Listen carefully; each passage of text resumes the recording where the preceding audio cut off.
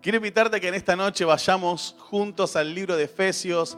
Vamos a trabajar varios pasajes en realidad, pero el pasaje central de esta noche es el libro de Efesios. A mí me encanta esta carta que Pablo le escribe a la iglesia en Éfeso. Me encanta. A diferencia de otras cartas de Pablo, como por ejemplo la carta a los Corintios o la carta a los Gálatas, Pablo en este caso no escribe para confrontar, ¿no? Porque Pablo era duro, confrontativo, ¿no? Me acuerdo en Gálatas cómo lo enfrenta a Pedro, se enoja ahí con Pedro, porque Pedro, bueno, no era objetivo, Pedro iba de un lado para otro, aún siendo un tremendo hombre de Dios. Pero en este caso, Pablo no va a confrontar a la iglesia de Éfeso, sino que va a fortalecerla, a animarla. ¿Y de qué manera? Contándole acerca del propósito de la iglesia. De esa manera, ¿por qué? Porque si la iglesia de Éfeso no entendía cuál era su propósito, cuál era su misión, propósito significa por qué y para qué estaba, no iba a poder avanzar de acuerdo al plan de Dios. Rick Warren en su libro Una vida con propósito, si nunca lo leíste, te animo a que lo leas, conseguirlo, tiene que estar en tu biblioteca. Son esos libros como que no pueden faltar. Tiene que estar la Biblia y Una vida con propósito. ¿Sí? Es un libro tremendo que Dios ha inspirado. Dice, la búsqueda del propósito de vivir ha intrigado a la gente por miles de años. Eso ocurre porque solemos empezar por el punto de partida errado, nosotros mismos. Nos hacemos preguntas egoístas como, ¿qué quiero ser? ¿Qué debo hacer con mi vida? ¿Cuáles son mis metas, mis anhelos, mis sueños con el futuro? ¿No son preguntas que nos hacemos a diario vos y yo? ¿Qué quiero ser? ¿Cómo me veo en el futuro? Y el problema es que el propósito lo estamos buscando en nosotros mismos. ¿Y el propósito dónde hay que buscarlo? Con el Señor. ¿Por qué? Enfocarnos en nosotros mismos nunca podrá revelarnos el propósito de nuestra vida, porque la Biblia dice que en su mano está la vida de todo ser viviente. Estamos en su mano. Por eso el propósito de la vida tenemos que buscarlo en Él, en la palabra. Y si no sabes por qué y para qué existís, yo quiero darte en esta noche o en este momento, antes de entrar al libro de Efesios, cuál es ese propósito. Romanos 8:29 dice que el propósito es ser como Jesús. Ese es tu propósito y el mío en la vida, no es otro. Ser como Jesús. Dice que aquellos que Él conoció de antemano y los destinó para ser igual o semejante a su Hijo. Para que el Hijo sea el mayor de entre todos los hermanos. Ser como Jesús es tu propósito y mi propósito en la vida. Así que si no sabías cuál era tu propósito, es ese. Yo pensaba que era servir en un ministerio, o ser popular fuera de las 4 paredes de la iglesia, o no sé, avanzar en mi proyecto laboral, económico. Eso puede estar ahí en el medio si el Señor quiere, pero tu propósito en la vida es ser como Jesús. ¿Dónde estaba eso? Romanos 8:29. Así que cuando alguien te pregunta, no respondas, Romanos 8:29. ¿Sí?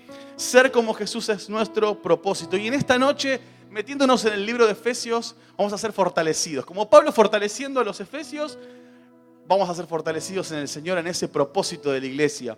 Y vamos a ir a Efesios 4. Me encanta Efesios 4:11.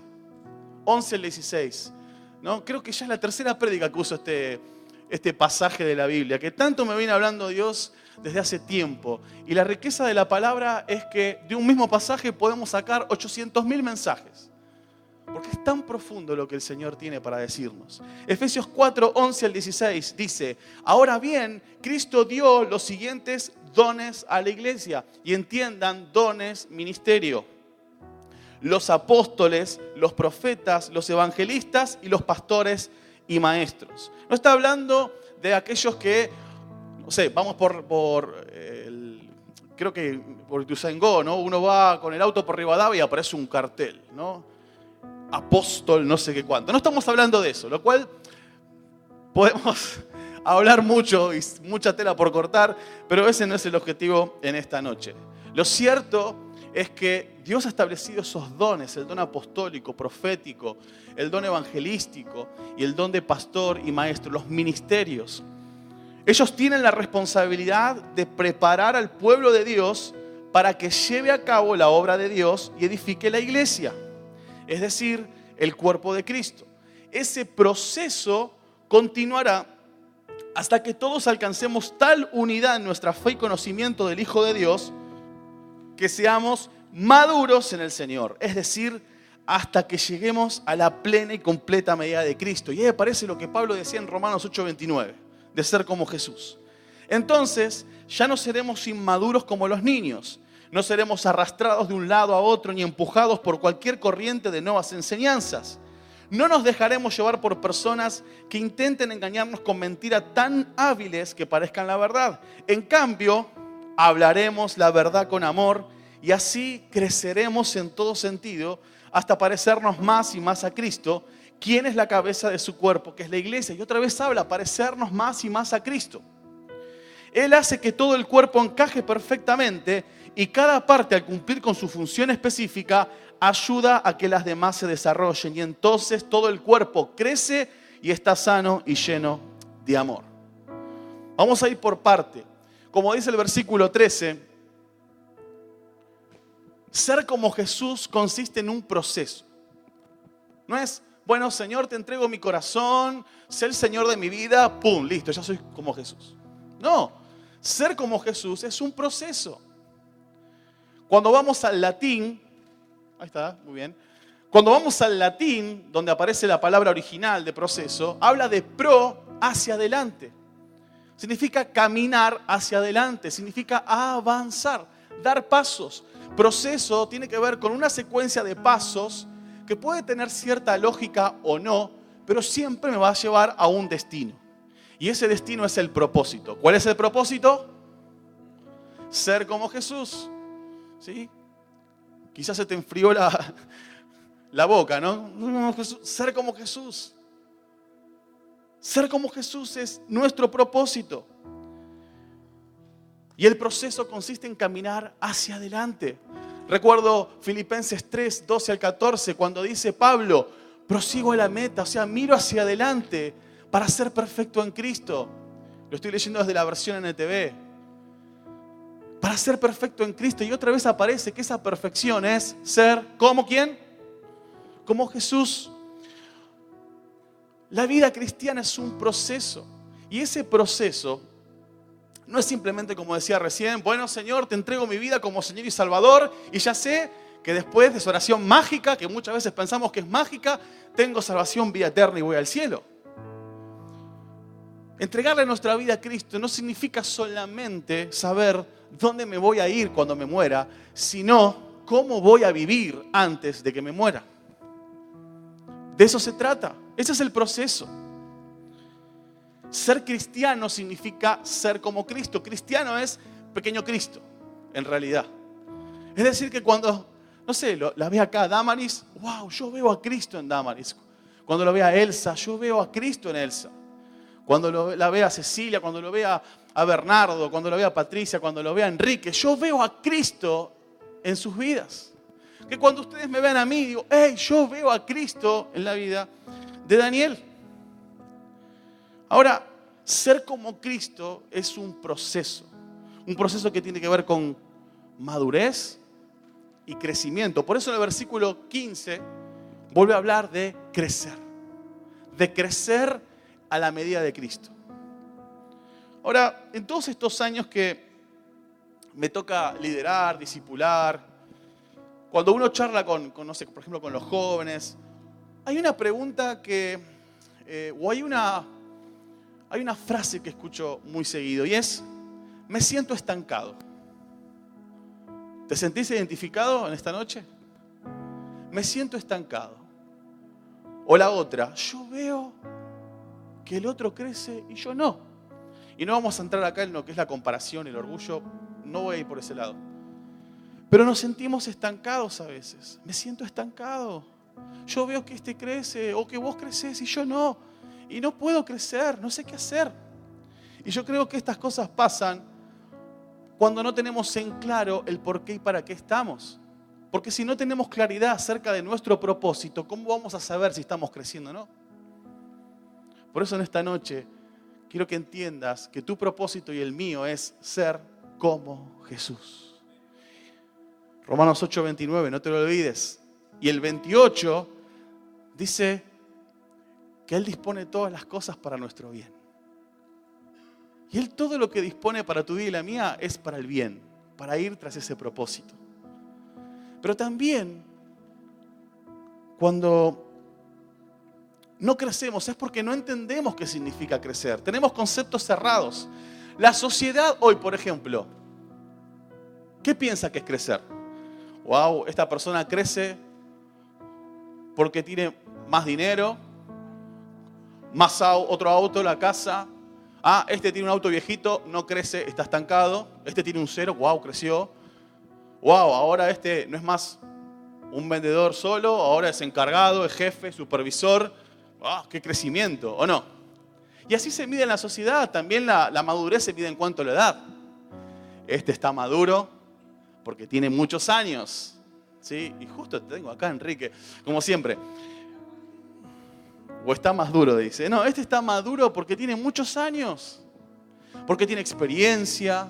Ah, esa es la madurez. Ahora, en la iglesia, el crecimiento espiritual, ¿cómo se mide? Y muchas veces de la misma manera. Wow, este hermano cómo crece. Ya no limpia más los baños, ahora es colaborador de un grupo. Oh, ahora es líder. Está creciendo, está madurando. Ah, pará, no está en un ministerio, está en 2, está creciendo. A veces medimos eso. Ojo, a veces también lo medimos económicamente. Uy, de repente apareció con un 0. ¡Wow! ¿Cómo el Señor lo hace crecer, Pero si tu auto es viejito, no. Eso muestra que quiero cambiar el auto. No, mentira. Pero, bueno, sí también. Así crezco. Pero a veces lo medimos así. O la madurez también. Este hermano es maduro porque es grande. Este hermano es maduro porque vine hace 20 años a la iglesia. Y vos que venís hace 1, papá, no. Te falta mucho agua bajo el puente. Vos no estás maduro. O me van a decir que no es así. Medimos de la misma manera que la sociedad mide el crecimiento y la madurez, la medimos dentro de la iglesia. Pero eso no tiene nada que ver con Cristo. Crecer espiritualmente y ser maduro en Cristo es estar cada día más cerca de esa perfección que es ser como Jesús. Yo miro a Orlando y digo, hey, cada día se parece más a Jesús. Le falta mucho, ¿por qué? Porque es un proceso que va a continuar hasta el día que nos vayamos con Jesús, hasta su regreso. Es un proceso. Pero yo lo veo a Orlando cada vez más cerca de esa perfección. Eso es crecimiento. No se trata ni siquiera, como decía recién, de servir. Es más,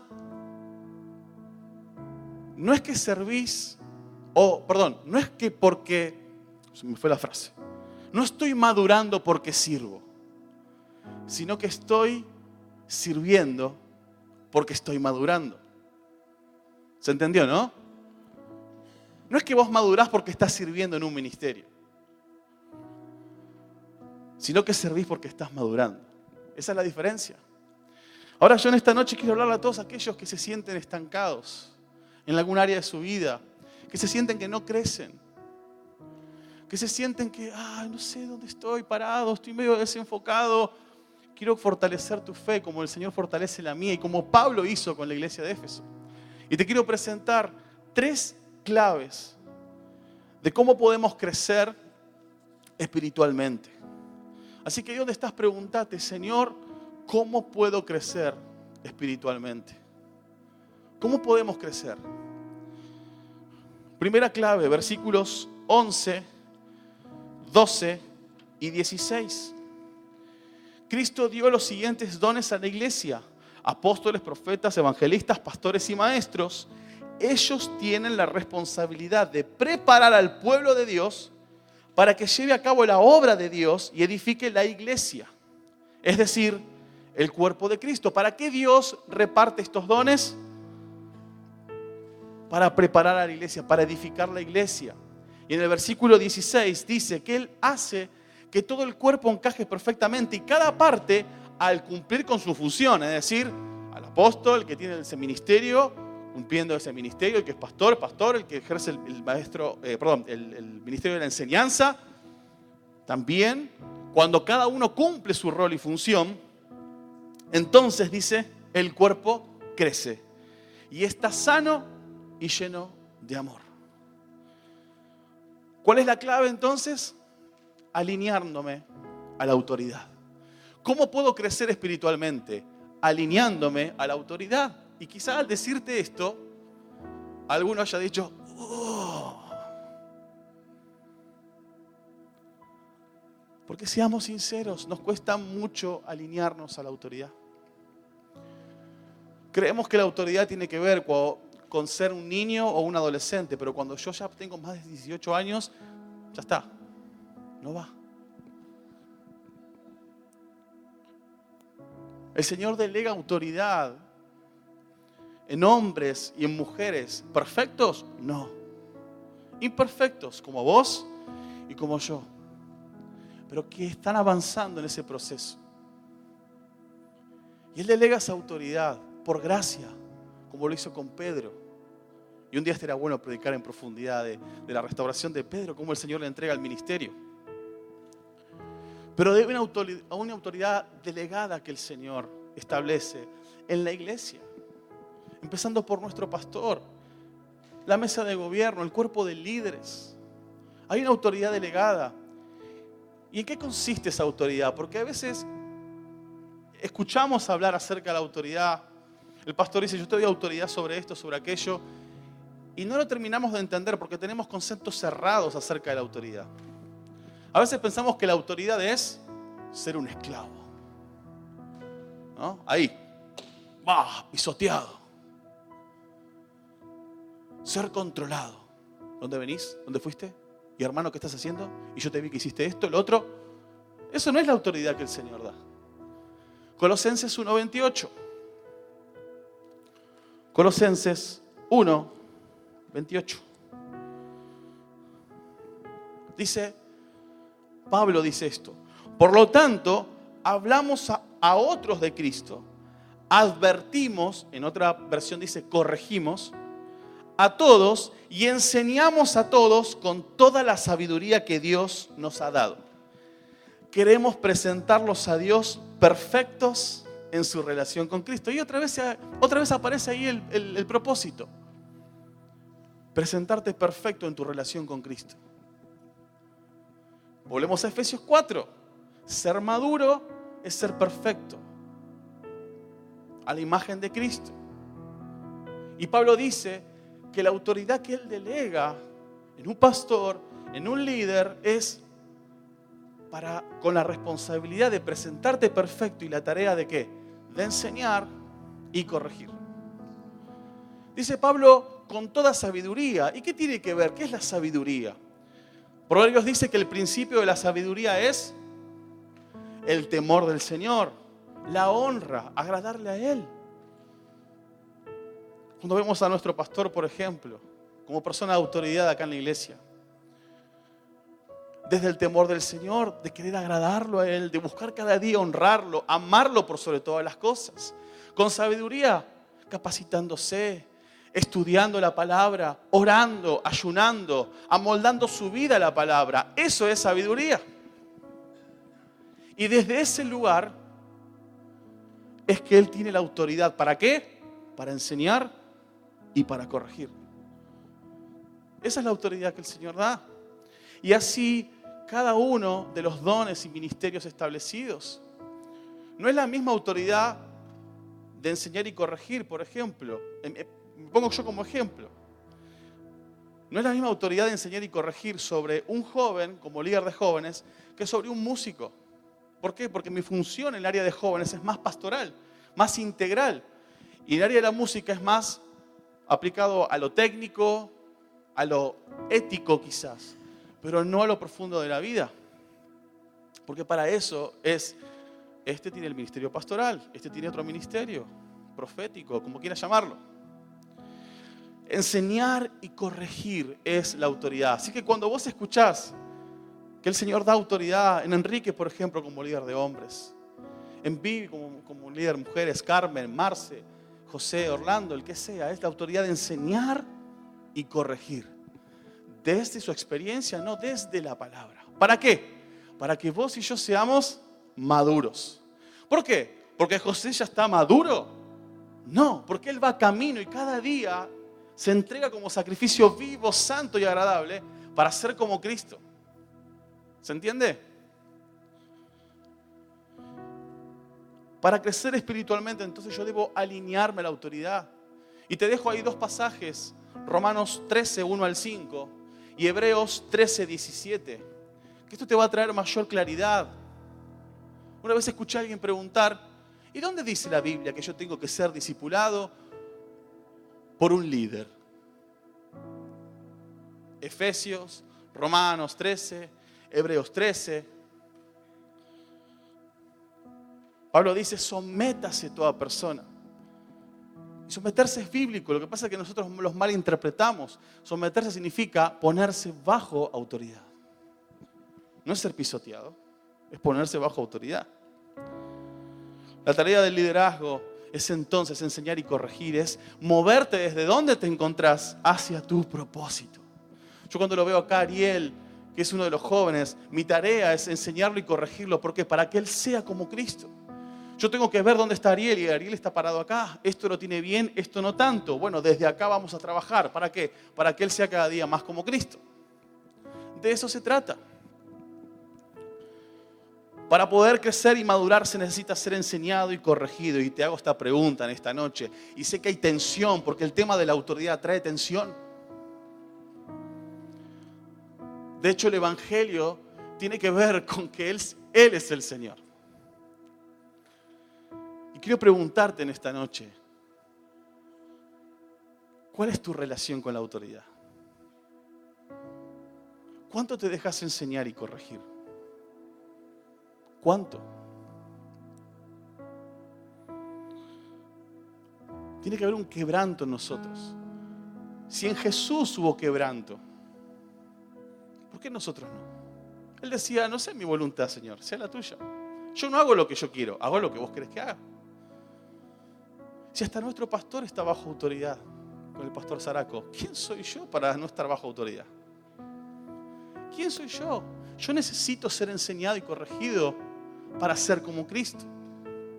Y a veces escuchamos, no, porque mi líder no tiene la capacidad. Yo necesito otro tipo de líder, ¿no?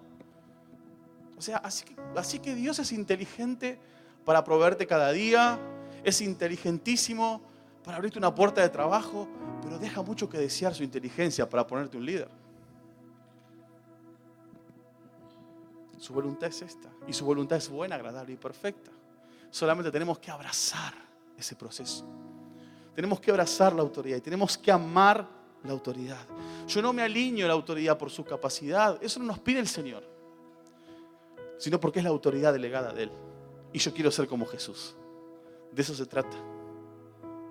Así que anímate en esta noche. Sé que es, como decía recién, es duro hablar el tema de la autoridad. Y eso tiene tantos problemas hoy en la sociedad, en el trabajo, en donde sea, donde no hay respeto por la autoridad. Y el Señor quiere restaurar esa área en nosotros. Cuando lo restaura y nos dejamos restaurar, ¿sabes qué? Vos y yo crecemos y avanzamos. Versículos 13 al 14, segunda clave. Ese proceso continuará hasta que todos alcancemos tal unidad en nuestra fe y conocimiento del Hijo de Dios, que seamos maduros en el Señor.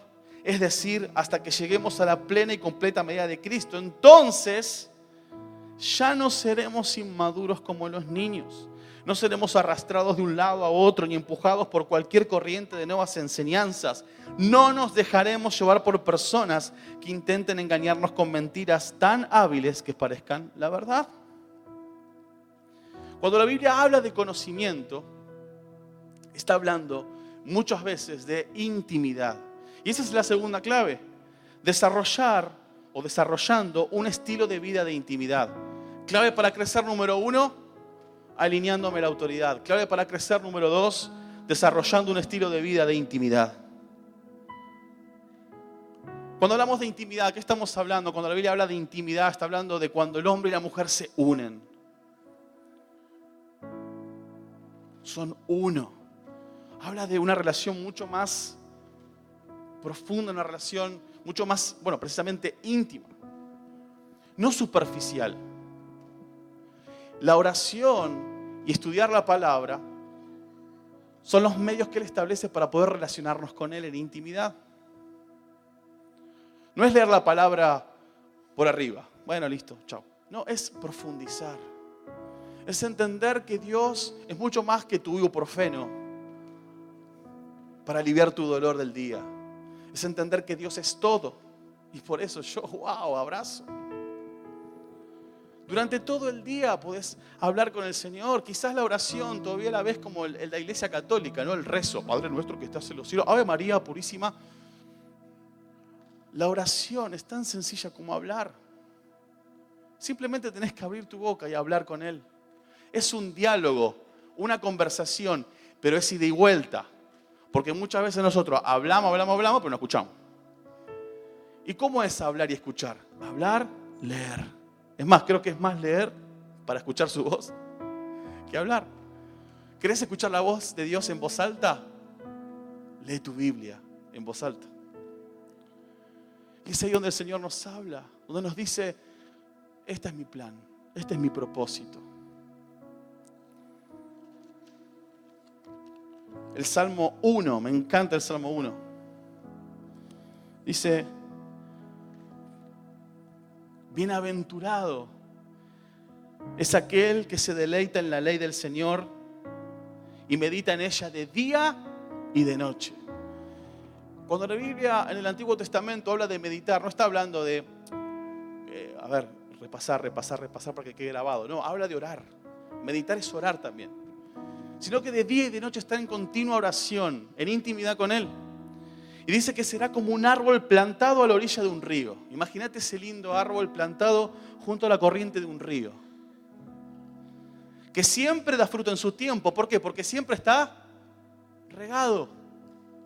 Sus hojas nunca se marchitan y prosperan en todo lo que hacen. Porque es importante entrar en intimidad con Él a través de la oración y la palabra. Porque el Espíritu Santo corre, fluye. El río es uno de los símbolos del Espíritu Santo. Estamos siempre frescos. Siempre hay una palabra nueva. Cuando nos preguntan, ¿qué estás leyendo? Y decimos siempre el mismo versículo. Salmo 37:5. Deleítate en el Señor. Se nota que no hay frescura, porque no hay intimidad. Siempre hay una palabra fresca. Dice que siempre da fruto. Y el fruto tiene que ver con precisamente el fruto del Espíritu Santo. Ser más como Jesús tiene que ver con reflejar el carácter de Jesús. Y el carácter de Jesús lo vas a ver reflejado en los frutos del Espíritu Santo. O en el fruto, mejor dicho, del Espíritu Santo. Estás creciendo en amor. Estás creciendo en paciencia. ¿Sí? ¿Sabes por qué? Porque estoy en intimidad con Él y estoy alineado a la autoridad.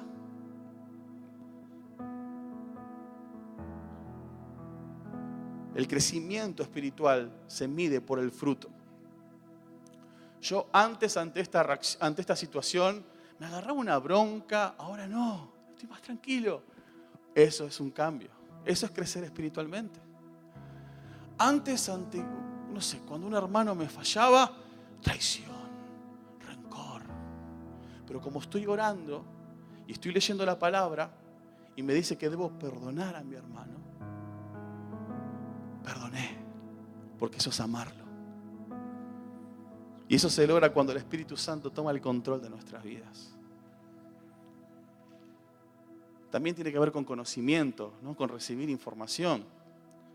Eso también es intimidad, porque yo conozco a Dios. No es que tenga una relación íntima con Él, yo sé que le gusta a Él. Me encanta. Me llama mucho la atención Proverbios, no me acuerdo ahora el número, creo que es 16 por ahí, que habla acerca de las cosas que a Dios no le gustan. El chisme, por ejemplo. No le gusta cuando dice el que mata al hermano y otras cosas más. Digo, Señor, yo quiero agradarte a vos. Por eso debo estar en intimidad. Y es muy importante lo primero. ¿Por qué yo te dije primero el tema de alinearse a la autoridad? ¿Vieron ese pasaje de Juan que dice que cómo podemos decir que amamos a nuestro hermano, que amamos a Dios, a quien no vemos, pero a nuestro hermano lo aborrecemos? A quien no vemos, a quien vemos, perdón. ¿Se acuerdan de ese pasaje? Primera de Juan 4 creo que es. Y yo veía esto. Es muy fácil decir que yo estoy alineado a la autoridad del Señor, que no lo veo. Porque si yo acepto la corrección de la palabra o no, nadie me ve. Pero cuando viene de repente el pastor o tu líder y te dice, che, no es por acá, ay no, basta, aléjate de mí, Satanás. Entonces, ¿cómo podemos decir que estamos alineados a la autoridad del Señor, a quien no vemos, si no nos alineamos a la autoridad delegada que sí vemos? Eso significa quebranto. Por eso entramos en intimidad, el Señor nos habla y como hay quebranto en nuestro corazón, wow, Señor, me duele, pero lo acepto, porque es tu voluntad. Y tercera clave, versículo 15. En cambio, hablaremos la verdad con amor. Otra versión dice, siguiendo la verdad con amor, viviendo la verdad con amor. Y así creceremos en todo sentido hasta parecernos más y más a Cristo, quien es la cabeza de su cuerpo, que es la iglesia. Tercera clave es siendo obediente. Esa es la tercera clave. Cuando dice hablar la verdad en amor, vivir la verdad en amor, significa ser coherente. Si yo digo A, porque el Señor dice A, lo tengo que ver reflejado en mis acciones, no en mis dichos. A ver, si yo te estoy hablando de hablar en intimidad y yo no oro, ni ayuno, ni nada, discúlpame, no estoy viviendo nada. No es algo que practico. Y si no lo practico, si no soy obediente, no crezco. Muchos de nosotros hablamos Josué 1:8. ¿Y Josué 1:8 qué dice? Meditar en la palabra, pero dice que guardes y hagas conforme. O sea, guardar y hacer conforme es obedecer. A ver, si te gustó lo que dice, sí. Si no te gustó, no. No, dice guardá y hace conforme. Obedece. Porque entonces harás prosperar tu camino y todo te saldrá bien. ¿Alguno quiere que las cosas le salgan mal? No. Necesitamos obedecer. Es en la obediencia que no solamente hay bendición, sino que también hay transformación. Para que haya transformación en tu vida y la mía y crecimiento espiritual, no basta simplemente con estar expuesto a la palabra. Es necesario obedecerla. Por ejemplo, si nosotros acá te estamos enseñando a la luz de Mateo 18 cómo resolver un conflicto y vos no obedeces Mateo 18, ¿vas a crecer espiritualmente? No, vas a hacer más lío todavía. Doy un ejemplo porque me acuerdo de la prédica pasada. Entonces, no se trata de cuántas prédicas escuches y veas en YouTube, de cuántos cultos viniste, de cuántos libros leíste o cuántos fuiste a tu grupo de vida. Se trata de obedecer. Y cuando obedeces, wow, creces. Crecemos. Cuando hago lo que Dios me pide, porque lo entiendo, es que estoy de acuerdo con Él. Cuando Él me pide algo y yo lo entiendo, estoy de acuerdo con Él. Pero cuando Él me pide algo y no lo entiendo, es obediencia. Segunda de Corintios 3, 16 al 18 dice que cuando alguien se vuelve al Señor, el velo es quitado. Y yo miro esto, ¿no? Yo estoy yendo por allá. ¿Por qué? Porque allá veo bendición. Lo veo. Y el Señor me dice, no es por allá, es por allá. Pero Señor, allá está la bendición, allá veo todo, cualquier cosa veo. Ey, no es por allá, es por aquella puerta. Bueno, Señor, ok, me quebranto, me doy vuelta, me vuelvo al Señor. Por fe, porque se trata de fe, no es por vista. Si yo por vista voy para allá, olvídate, no voy por el plan del Señor. Cuando voy para allá, El velo es quitado. Uy, Señor, menos mal que obedecí, ahora veo. La fe es obediencia, la certeza de lo que se espera, la convicción de lo que no se ve. No la veo, Señor, pero lo voy a hacer. Y esa es la tercera clave para crecer espiritualmente. Alinearme a la autoridad. Porque la autoridad a veces me va a decir cosas que no veo, que no entiendo. Pero cuando hay quebranto en mi vida y cuando tomo la decisión de ser obediente, aunque no la vea, ¿qué pasa? Crezco. Dejo de estar estancado. El estancamiento también tiene que ver con la falta de agua. Algo estancado está cuando hay falta de agua. Y si hay falta de agua es falta del Espíritu. El Espíritu ya no está corriendo. Por eso es importante que vos y yo llevemos cada una de estas claves adelante. Ahora, para cerrar, ¿qué es lo que te está deteniendo en tu proceso? Si vos también, como yo, te preguntabas o decías, me siento estancado. Yo veo que otros crecen y yo sigo igual. ¿Cómo puedo crecer? Si vos te preguntabas en esta noche eso, ahí tenés las tres claves. Alinearse a la autoridad, desarrollar un estilo de vida de intimidad y ser obediente. Ahora, ¿qué es lo que te está frenando en esta noche de avanzar en función de esas tres claves? ¿Qué es lo que te atemoriza? A muchos de nosotros nos atemoriza salir de nuestra zona de confort. Y la zona de confort es, pero toda mi vida viví así. Muchos han vivido toda su vida quizá en la culpa. No sé cómo salir de la culpa. No sé cómo salir del pecado. Hay una puerta de gracia que se abre en esta noche para aquellos que quieran rendirse por completo a Él. Apocalipsis 3:20 dice, mira, yo estoy a la puerta y llamo. Si oyes mi voz y abres la puerta, yo entraré y cenaremos juntos como amigos. Otra versión dice, Él está a la puerta y llama. Si alguno oye la voz, abre la puerta. Y en esta noche el Señor te está llamando a la puerta. Una vez más, como cada día que agarrás tu Biblia, Él está llamándote a la puerta. Como cada domingo, como cada miércoles, Él está llamando a la puerta. Como cada día que vas a tu grupo de vida, Él está llamando a la puerta. Como cada vez que pones una prédica en YouTube, Él está llamando a la puerta. ¿Querés abrirla? Porque no crecemos si el Señor solamente llama a la puerta. Crecemos cuando Él llama y le abrimos la puerta. Y le decimos, Señor, vení.